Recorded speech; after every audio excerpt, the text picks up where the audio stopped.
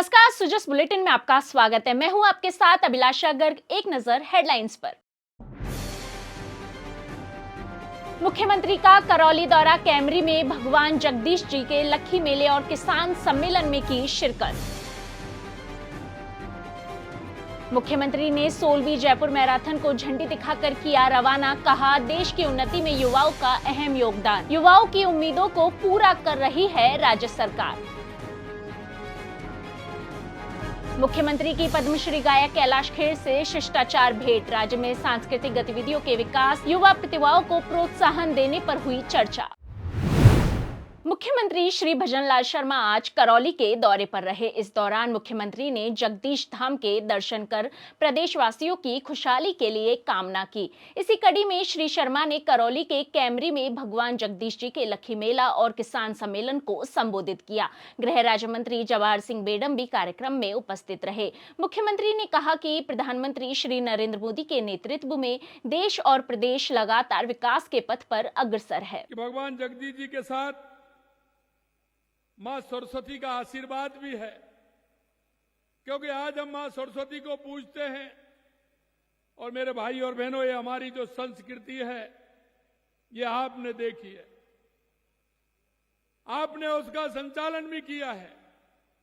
मैं धन्यवाद देना चाहता हूं इस समाज को कि इन्होंने हमारी संस्कृति में भगवान कृष्ण के जो पद चिन्ह थे उन पर चल करके देश और दुनिया में नाम किया है। आज मैं कह सकता हूं कि गौ, ब्राह्मण और संत की सेवा जिस तरह से आप करते हैं, आपके मन में जो उनके प्रति भाव और श्रद्धा है, क्योंकि भगवान जगदीश जी ने हमें यही सिखाया है कि हमें सभी के प्रति श्रद्धा भाव होना चाहिए। और एक सबसे बड़ी बात है, हमारे देश के यशस्वी प्रधानमंत्री नरेंद्र मोदी जी कहते हैं कि हमारा विकास भी हो और हमारी विरासत को भी संभालने का काम हो। मुख्यमंत्री ने कहा कि धार्मिक केंद्रों को पर्यटन के रूप में विकसित करने के लिए लगातार कदम उठाए जा रहे हैं। खाटू श्याम जी के जीर्णोद्धार के लिए 100 करोड़ की राशि स्वीकृत की गई है। वहीं कृष्ण गमन पथ बनाने की घोषणा भी राज्य सरकार द्वारा की गई है। राजस्थान में हमने भी ये कार्य प्रारंभ किया है, क्योंकि हमने मंदिरों के लिए 100 करोड़ रुपए दिए हैं।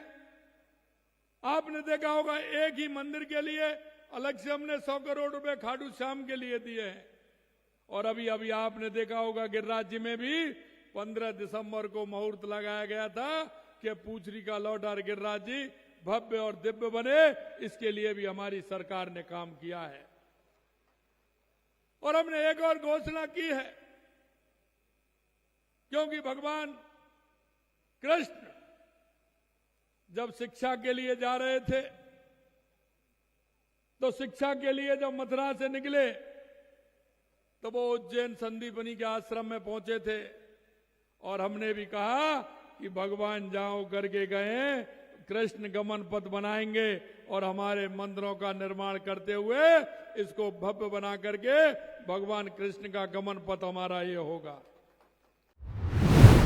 इसी कड़ी में मुख्यमंत्री ने कहा कि किसानों के कल्याण के लिए राज्य सरकार प्रतिबद्ध है। उन्होंने कहा कि किसानों से किए हर वादे को हमारी सरकार ने पूरा किया है।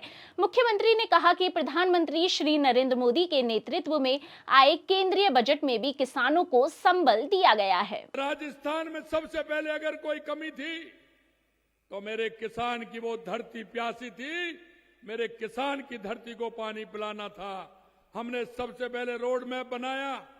हमने कहा कि पहले आवश्यकता राजस्थान की क्या है, तो हमको लगा कि सबसे पहले आवश्यकता राजस्थान को पीने के पानी और मेरे किसान के खेत के लिए पानी की आवश्यकता है, खेत के लिए पानी की आवश्यकता है। मैं एक बात जरूर कह सकता हूं, अगर मेरे इस किसान की जमीन को पानी मिलेगा तो मेरी ये जमीन जरूर सोना उगलेगी, ये जरूर हो सकता है। इसलिए राजस्थान के हर क्षेत्र को देखते हुए पूर्वी राजस्थान की जो मांग थी, ईआरसीपी योजना, जिसका नाम हमने राम जल सेतु किया है, उस राम जल सेतु के माध्यम से आपके करौली, सवाई माधोपुर, धौलपुर, भरतपुर, अलवर, जयपुर, टोंक, हमारे इन 17 जिलों को पानी पीने के लिए भी मिलेगा और 4 लाख हेक्टेयर भूमि को सिंचाई के लिए पानी भी मिलेगा। ये बात हमने करके दिखाई है। दूसरी बात हमारी थी कि हमें दूसरी और क्या आवश्यकता है।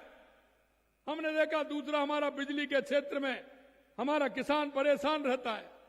वो रात को जाता है, ठंड में रात में किसान की स्थिति कैसी होती है मैं आपको बताना चाहता हूं। सबसे पहले पूरे राजस्थान के किसानों के लिए हमने कहा कि हम 2027 तक हमारे किसान को दिन में बिजली देंगे और हमारा किसान दिन में 8 बजे जाएगा और शाम को 5 बजे 6 बजे बंद करके आराम से घर आएगा। मुख्यमंत्री श्री भजनलाल शर्मा ने आज जयपुर में आयोजित 16वीं जयपुर मैराथन को झंडी दिखाकर रवाना किया। उन्होंने कहा कि इस तरह की मैराथन का आयोजन बहुत आवश्यक है, इससे स्वस्थ रहने की प्रेरणा मिलती है। उन्होंने कहा कि युवाओं का देश और प्रदेश की उन्नति में अहम योगदान है। राजस्थान में विकास की अपार संभावनाएं हैं। प्रदेश शिक्षा, चिकित्सा, खनिज एवं पर्यटन सहित विभिन्न क्षेत्रों में निरंतर प्रगति कर रहा है। मुख्यमंत्री ने कहा कि राजस्थान शक्ति, भक्ति और स्वाभिमान का प्रदेश है। यहाँ का युवा विश्वास और कड़ी मेहनत से आगे बढ़ रहा है। राजस्थान को देश का अग्रणी प्रदेश बनाने के संकल्प में युवाओं की भूमिका महत्वपूर्ण है। राज्य सरकार भी युवाओं के सपनों को साकार करने का पूर्ण प्रयास कर रही है। इस अवसर पर मुख्यमंत्री ने कहा कि प्रदेश अगले वर्ष खेलो इंडिया गेम्स की मेजबानी करेगा, जिसमें युवाओं की सहभागिता महत्वपूर्ण होगी। राज्य सरकार ने खेल प्रतिभाओं को बढ़ावा देने के लिए महाराणा प्रताप स्पोर्ट्स यूनिवर्सिटी और संभाग स्तर पर खेल महाविद्यालय खोलने का मार्ग भी प्रशस्त किया है। श्री शर्मा ने मैराथन विजेताओं को चेक प्रदान कर सम्मानित भी किया। राजस्थान के युवाओं को जो उम्मीद है, जो आशा है, युवा जो सरकार से चाहता है, हम वो निश्चित रूप से देने का काम करेंगे। हमने सूरज सा जलना है, सपनों को दो परवाज़ अगर उड़ने की तमन्ना है ठान लिया हमने, सूरज सा जलना है, सपनों को दो परवाज़ अगर उड़ने की तमन्ना